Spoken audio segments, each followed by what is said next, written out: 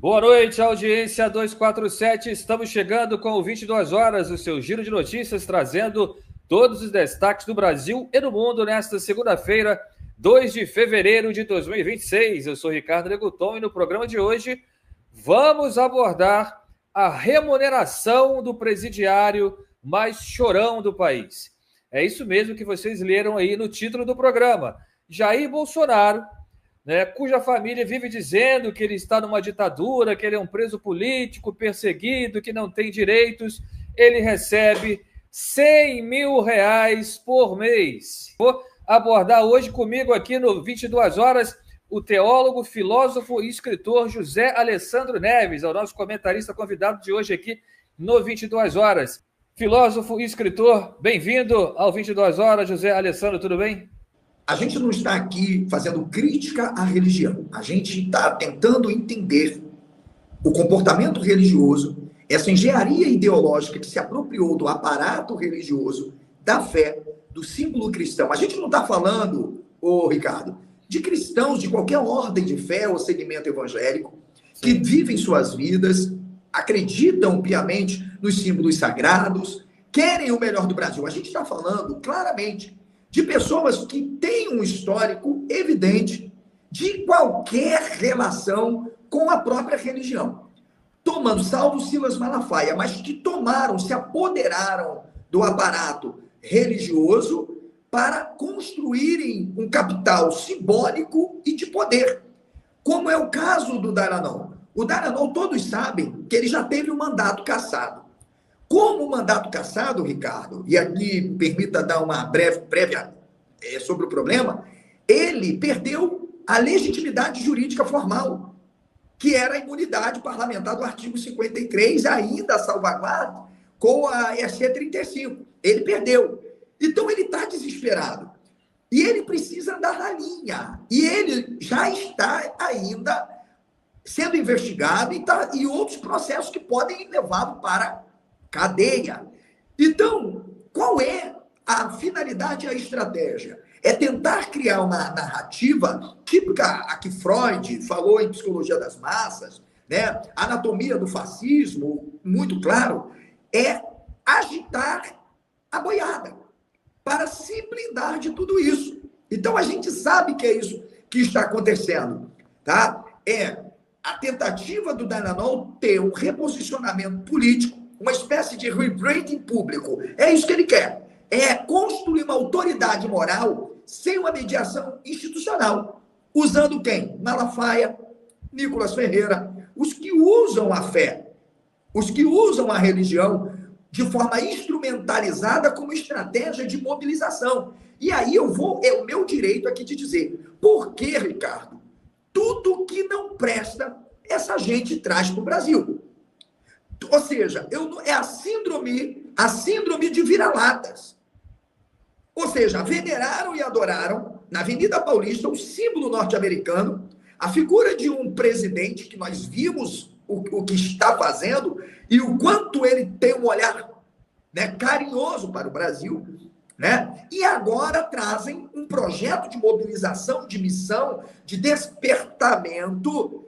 Mas o que me alegra é que tudo que essa gente pede acontece ao contrário. O Malafaia fez oração declarando que o Bolsonaro seria reeleito, protegido. O tiro saiu pela culatra. Eu não vi uma oração dessa gente dar certo. A maior desgraça da política brasileira já foi tirada. Parece que Deus está ouvindo a oração. O empresário da fé, Silas Malafaia, que também fez uma fala bastante problemática, José, que nós vamos abordar aqui agora, nesses 5 minutos finais de programa. O Silas Malafaia atacou os professores. A gente sabe que a educação é uma das meninas dos olhos, né, do projeto de poder neopentecostal. E o Silas Malafaia fez uma fala muito enfática, direcionada às crianças e aos adolescentes. Ele disse o seguinte, aliás, eu não sei por que o Malafaia também ainda não está preso, mas tudo bem. Ele disparou o seguinte aqui, José Alessandro e audiência. Ele disse, você está sendo enganado na escola. Moçada, existe hoje uma coisa chamada o controle do pensamento, pelo marxismo cultural. Se você pensar diferente, você é banido. Se você for contra ideologia de gênero, se você for contra o aborto, se você for contra práticas homossexuais, olha só, práticas homossexuais. Enfim, se você for contra essa cultura, você é ridicularizado. E ele disse também que os jovens ali presentes deveriam estar preparados para fazer este enfrentamento dentro da sociedade e que o Decente, este evento, estava ali para prepará-los para a faculdade. Eu até brinco no texto que eu não sei se o MEC já reconhece o Decente aí como cursinho preparatório, mas o Malafaia diz que ali ele está preparando aí jovens para ingressar na faculdade e o que ele critica, José, é o que ele faz, que é controlar não apenas o pensamento, mas como as ações dos seus fiéis. Ninguém mais como Silas Malafaia no Brasil. Eu conheço o Silas Malafaia desde os meus 13 anos de idade. E aqui, se ele assistir esse programa, é porque conheço. Eu frequentava a Rede Melodia, assistindo debates ao vivo, quando era rádio ainda. Acompanhei debates ao vivo. E depois dos debates, os comentários, e inclusive sobre atuações políticas. Estive em igrejas onde são presididas pelo Malafaia na Baixada Fluminense, eu morei em Nova Iguaçu, tá? Tenho amigos envolvidos, alguns que saíram, e saíram porque descobriram quem realmente era o Silas Malafaia. O que a gente vê que não há hoje no Brasil, não há. Isso a gente tem que tirar o chapéu para o Malafaia. Alguém com a capacidade tão grande de conseguir usar a religião como uma tecnologia de poder. O Malafaia ele consegue trazer um discurso não apenas teológico. O discurso do Malafaia, vocês podem observar, isso desde a época lá do Fernando Henrique, depois até mesmo do apoio ao Lula, é um discurso estratégico instrumental. Ele sempre conseguiu fazer isso, tá? E agora com mais efetividade, sabe por quê, Ricardo? O Malafaia ele está enfrentando sérios problemas que podem culminar no futuro com uma investigação mais precisa, tá? Para supostos crimes comuns e também tributários, porque segundo informações, parece que ele tem uma dívida aí de não sei quantos milhões de tributos não pagos. Então, o que o Malafaia faz?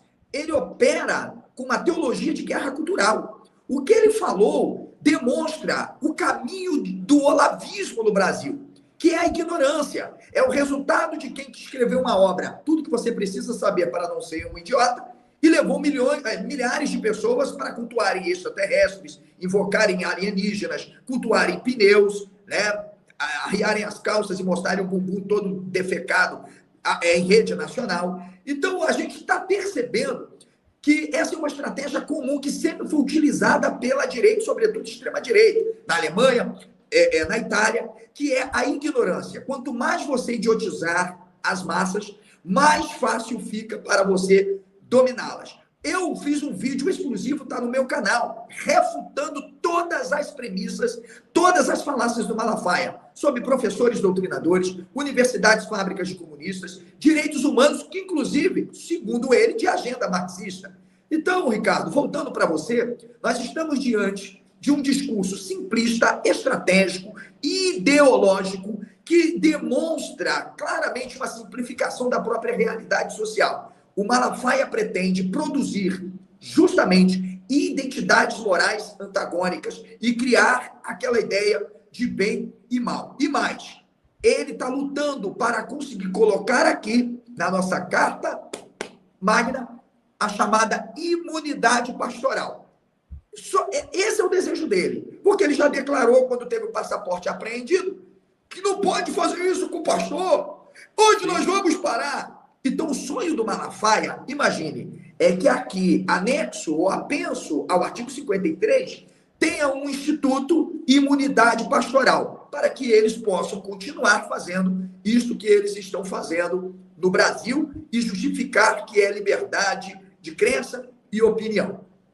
Já que você citou a dívida do Malafaia, só para contextualizar melhor a nossa audiência, o Malafaia deve nada mais, nada menos do que 29.300.000 reais à União. Vou repetir, hein? O Malafaia deve 29.300.000 reais, José. esta dívida. Só a editora Central Gospel, que é de propriedade deste empresário da fé, deve 17 milhões, segundo dados de agosto de 2025, ou seja, esse valor já deve ter subido. Ele, para justificar, disse que esses valores se referem a parcelamentos. Por isso que o discurso do Malafaia é o discurso de um outro cidadão quase padre, que eu tive que refutar, que atacou as universidades e falou que o problema era de professores doutrinando nas universidades. Ou seja, se você amedronta a sociedade de que as universidades representam um perigo cultural, ideológico, e que ali é um ambiente nocivo para os seus filhos, fica fácil para esses pastores abrirem um livro sagrado e dizerem, toda autoridade foi constituída por Deus. A quem tributo, tributo, a quem imposto, imposto. Mas ele mesmo não paga o imposto. Ele mesmo diz que o cidadão precisa pagar, como você bem asseverou, inclusive até o mais miserável que está morando de aluguel, o vídeo está em domínio público, dividir em 10 vezes ou pagar até no boleto. Ou seja, a gente está vendo que o Malafaia, ele precisa ser silenciado no debate público e não apenas com as leis do nosso país. Porque a gente já está fazendo isso. O Ricardo faz isso todos os dias aqui, com toda a sua produção. Outros colegas também da grande mídia fazem isso. Eu percebo, Ricardo, que o que está faltando não é lei. É a justiça realmente se posicionar. Porque tem pessoas em condições muito mais inferiores economicamente do que o Silas Malafaia e estão tendo bens penhorados, inclusive pela própria Receita. Mas o Malafaia parece ter alguma coisa em mãos que o protege justamente de não estar pagando por isso. E é isso que a gente também precisa cobrar.